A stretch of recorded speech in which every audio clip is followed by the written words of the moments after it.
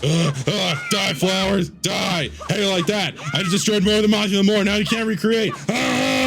What is up, everybody? I am Luke from the Master Sword Valley. Welcome back to more Let's Play Legend of Zelda the Wind Waker. In the last episode, we started on the Forbidden Woods looking for Makar. And we got so far that we got ourselves the boomerang, one of my favorite items ever in Zelda. This time, we're going to press on to the Forbidden Woods. Now that we have this thing, we can go to a lot more rooms, take out a lot more rooms. What am I even saying sometimes? Now that we have this, we can do that to P-hats and get rid of their feathers, just like that. Now it says that there's a chest somewhere around here. Where is that? I want to find that. Do that, and also offers a one-hit kill to them, as you can see right there. I believe what we want to do. I'm curious about where this chest is. I've never actually bothered to find it. You can see the boomerang can cut down these ropes here, which is really nice. Oh, get down there to the yellow rupee. One thing it also does is it offers the ability to grab those things, which I totally didn't do. You can stun enemies with it, just like boomerangs of old, but you can also offer a one-hit kill to the Boko Babas, which is really nice. Get out of here. Get out of here already. Get out of here. All right. Screw you two. Go. Get out of here. Is it from killing all the enemies? Or is it on the... Oh, it's on the... What? Where's this freaking chest? I have no idea. I guess I'm gonna waste a lot of time looking for it. Oh, it's up there. Oh my god. I don't think it's anything important because I've beaten this dungeon before without needing the use of this item, whatever it is. Wait, I think we gotta stop and climb. This is actually kind of reminiscent of something else later. And we have this here. I think, do we do this at least? Do they? No. Boomerang, cut those. They've got a weird hitbox. I get to be like directly in the center.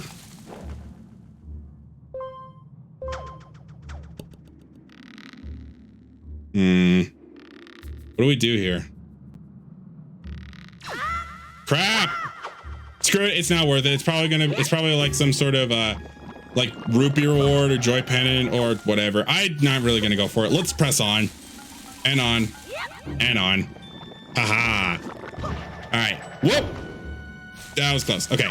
Now that we have this, we can take out these things right here. We had to take them out from a distance with the Deku Nuts or bombs. Now we can take them out with a boomerang. Very effortlessly. Nice. So this room. Once again, we can now use our newfound tool to do this.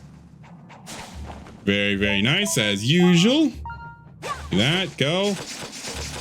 Nice. All right. So we actually had to do that to clear out a way to glide across here. So notice this is a room where we had to use one of those Korok made gondolas before. Over here we get, I believe it. I don't know why it bothered to play that tune when it was just a minor treasure like a joy pendant. Really weird of him. But now we're up higher. We're up on the 4th floor, and you notice this is where that giant flower is. What we gotta do is cut all the Dexy vines from it. I almost call them Dexy hands because if I can get a better look at them later, you'll see what I mean about them. But we make that thing drop through the bottom.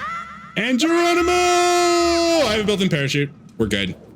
Awesome. All right.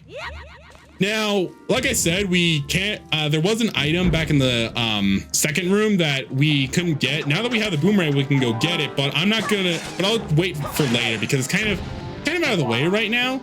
And now that we have the dungeon item, we can go get it, but we also need, finish this dungeon, which we need the big key for, and we don't have that. The only place we have left to explore is the basement, so let's see if we can find it in here. Now these Dexy vines are rather creepy because look at that. They look more like hands than they do vines, but apparently the official name is Dexy Vine. They kind of have the same effect that they do in what I'm trying to say, in Ocarina of Time, where they just grab you. It's very reminiscent of Dead Hand, one of the creepiest bosses in any sort of video game ever. Really creepy, but they can easily get taken out. They don't grab you and have to like stun you and such. All right. We are getting close to the end. Like I said, this dungeon is actually relatively short. I consider it shorter than the Dragon Roost Cavern. All right, so we do this. We need to cut all these at once. If you cut any of them, if you don't cut all 4 of them, it will just like tip and not properly drop. Now what I'm doing here is actually an optional thing. You don't have to do this if you don't want to, but it helps out a lot later in the game. I'll blow myself up, I don't care. At least it blows up the wood, thank goodness. We go in here. Now, like I said, this is completely optional if you want, but it really helps because this could lead to a bunch of money, or it can just lead to something also pretty good. Take out you, give me your feather, and die. Yeah, if they drop in the water, they won't actually die. Kind of weird how drowning in water doesn't kill them. You have to use the boomerang. It's really weird.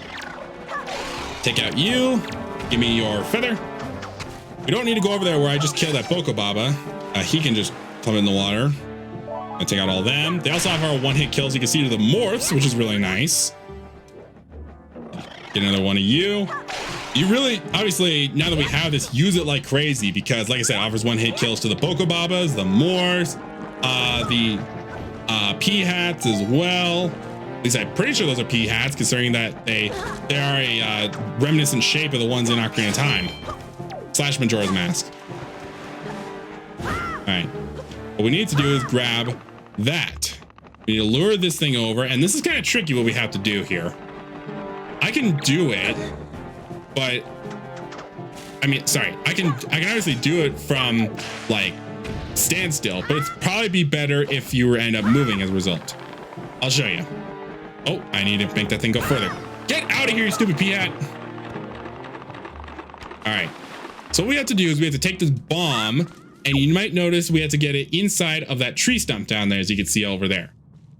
It might be easier for some people to do this when you are moving, but I prefer to just do it like that because you can just throw it in there. It destroys the plant that happened to make its home on top of something that happened to be a treasure chest. You stupid P-hat! Get over here! Get over here and get the hell out of here.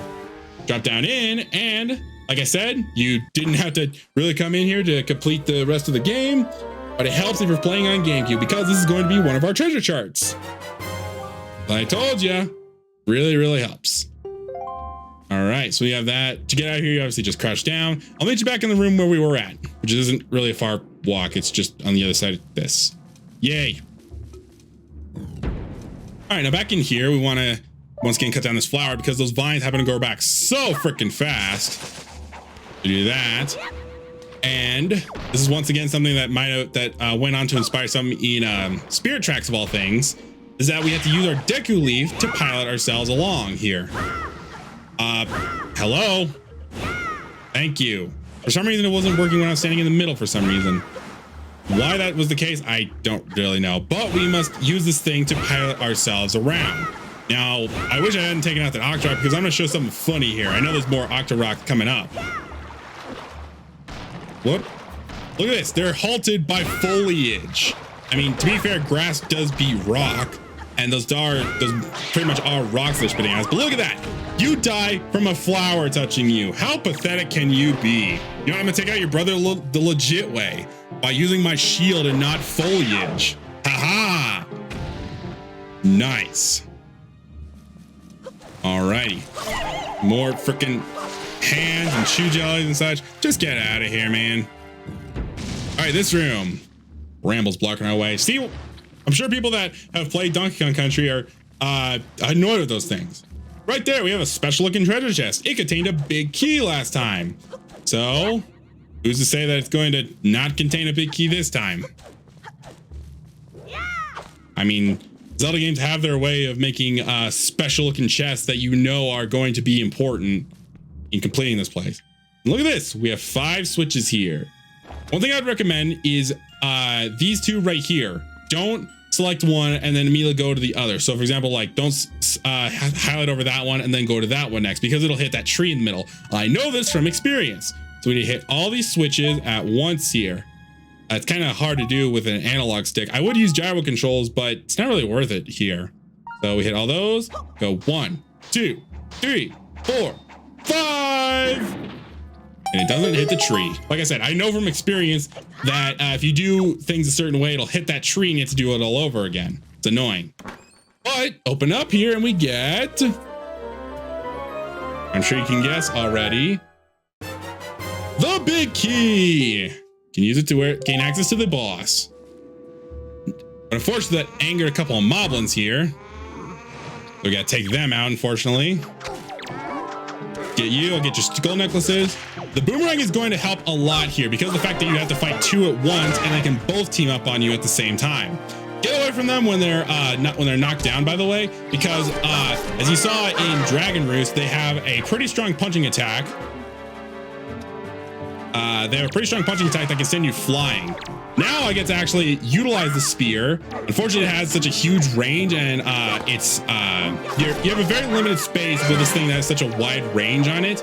So it's not exactly useful, but it's just fun to do to beat the enemies with their own weapons. Ha! So I still got the killing blow anyway. Woo!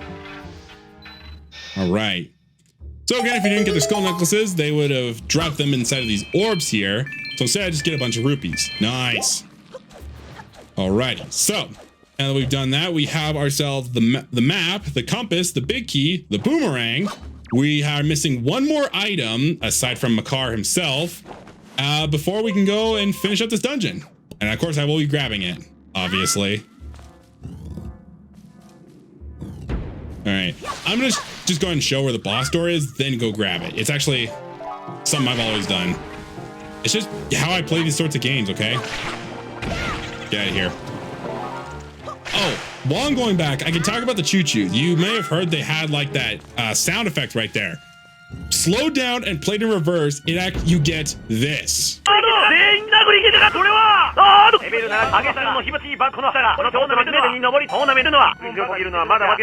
Two Japanese men arguing. It's actually kind of funny. I actually have to, unfortunately, I won't know about this until post, but that's basically how they made the sound effects. It's a clip of two Japanese men arguing. They slowed it down and played it in reverse. It's freaking glorious.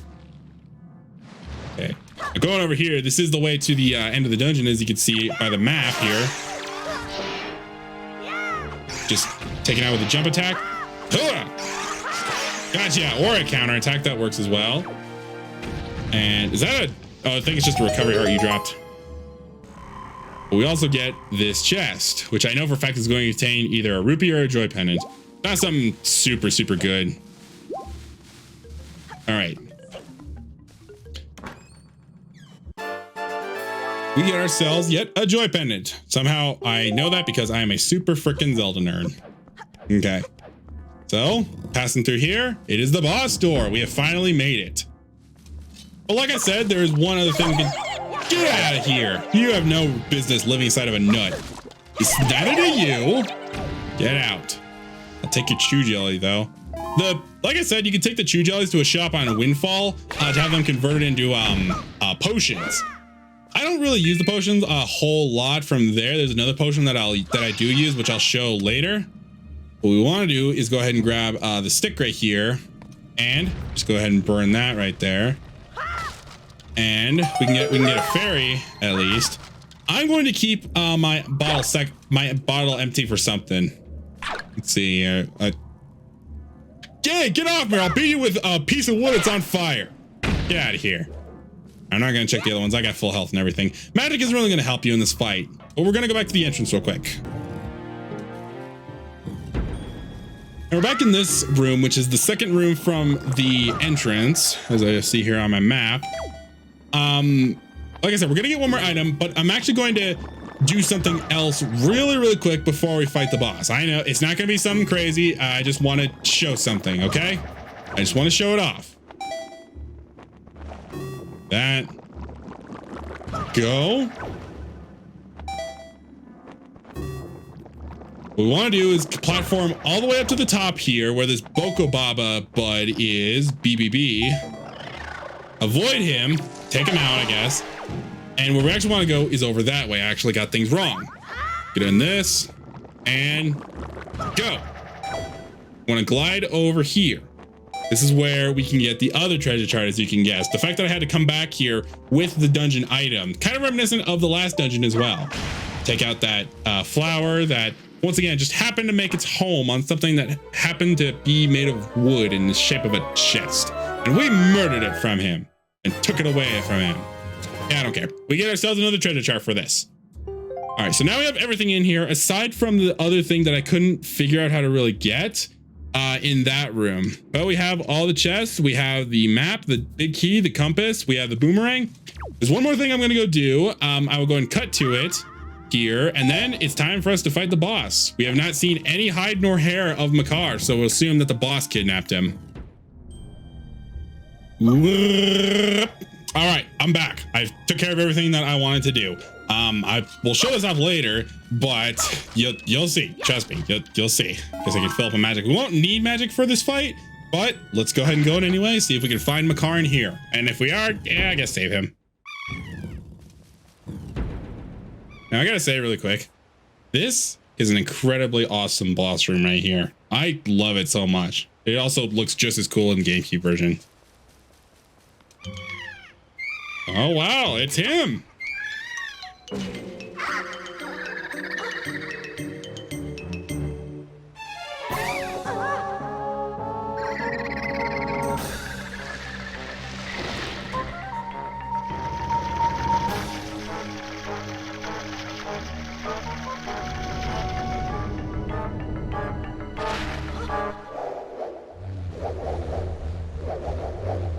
Meet Kallepon, the giant infested weed. This boss, I'm sorry, but this boss is pathetically easy. Look at this. Look at all we had to do. This is kind of the hard part right here, is cutting off all of its arms right here, which now we know this is how it was able to like form all its arms inside of the dungeon, is by like its roots and such. But this boss fight is just pathetic. Like, this is kind of the most devastating attack right here, is when it has like that, where it'll like, you know, hit all of like trying to hit you and such, but you cut down its arms, get close to it, and just attack like crazy. Now this is kind of like guaranteed damage right here, but this might as well be the only time you get hit in this fight, because you really aren't going to if you're that good. And this place is crawling with hearts. Like I said, this guy is pathetic. Kallepon is just so freaking pathetic. He's like, I would say actually, like, bosses like Armagoma actually do put up more of a fight in Twilight Princess. Even bosses like King Dodongo put up more of a fight. Goma put up more of a fight than this guy here. This guy is a freaking joke. Jeez. You know what? He's even better than the anglerfish from Link's Awakening. That's like the only thing that I would compare this guy to as being actually tougher than. But we cut off the rest of the arms right there, getting close, and finish off the boss. Like I said, that guy is incredibly easy. I believe he's actually meant to be an evolved form of a Boko Baba, considering he shares the same like facial structure and everything, and the fact that he's more of like a weed, basically. But yeah, he's pathetic in this. Now the flower is all wilted up and such. See, it could be an evolved form of the Boko Baba, but it could also be Ganon's magic as well. Let's see here. Swordsman, are you the one who rescued me? You have my thanks. When all went dark around me, I thought my time on Earth was over. AKA, you thought he was going to die. But why are you here, Swordsman? The great Dicketry sent you. Oh, that's right, today's the annual ceremony. Oh, I'm in trouble. Should be here. I must get out of here immediately. Well, that's cool and all, but I'm going to rewind space and time. Go. As if this boss wasn't already a joke enough as it was, I have rewound space and time before killing this boss, and I have something in my inventory right here. You notice it's sparkling. This is known as forest water. You could probably guess how I get it, and it's actually useful for a side quest later, but we're going to have a rematch with him. All right, so rematch time, like I already mentioned. Like I said, I believe that this boss here is actually like I said, an evolved form of the Boko Babas that could also be the influence of Ganon's evil magic here. You know, something that was like meant to hold Makar his place. I don't think maybe Ganondorf planned all that. I really don't know. But we cut down its arms once again. We go inside the center here and we use the water. Watch this. Yeah, He died with just pouring water on him. This is why I didn't want to do this take first. This is why I wanted to rewind space and time to do this fight here. Like I said, this guy is outright pathetic. The fact that you can kill him by using forest water. Like, seriously, he's just a freaking joke. This guy, outright, he's just so freaking pathetic. Get ourselves a heart container for that, and let's step in. Like I said, this guy is an absolute joke.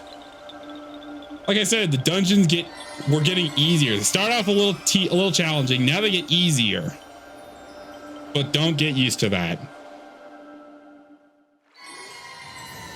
And we're back, and we got Makar with us. Oh, Makar, you have returned safely. I'm sorry I couldn't take you, Tree. I know you warned us many times, but still did not listen. Do not worry, Makar. You are safe now. Just be more careful from now on. You have done well, Link. I must thank you for your brave deeds. Here is that which I have promised you. Please accept it. Is it another Deku Leaf? Is it Deku Nut? No, it is the Pearl of Furore. Also known as Furore's Pearl! The Earth Spirit has seen fit to give you this jewel, a treasure of the goddess Furore. It is my hope that this pearl shall lead you to a fair destiny. All is well, Makar. Do not cry. Please, play your song for me as you always do. Oh, that's right. We must begin the ceremony before the day ends. It's kind of nighttime right now, but eh.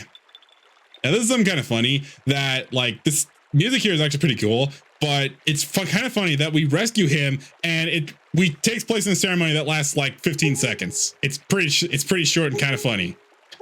Hope you enjoy it.